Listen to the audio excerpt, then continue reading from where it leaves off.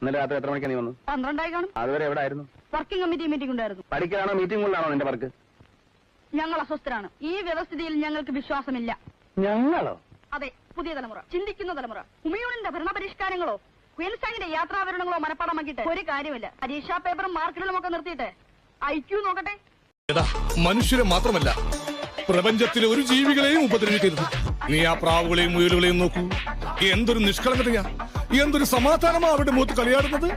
ആ സാധു ജീവികളെ നോക്കിയിരുന്നാൽ തന്നെ മനസ്സിന് എന്തൊരു കുളിർമയാ. സ്നേഹിക്കൂ, മനുഷ്യരെയും പശുമൃഗാദികൾ എല്ലാത്തിനെയും സ്നേഹിക്കൂ.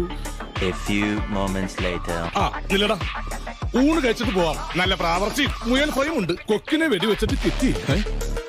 ഇതുങ്ങളൊന്ന് ഉപദ്രവിക്കരുത് പറഞ്ഞിട്ട്? ഉപദ്രവിക്കാതിരുന്നാൽ മതി, ഭക്ഷിക്കുന്നതിൽ തെറ്റില്ല.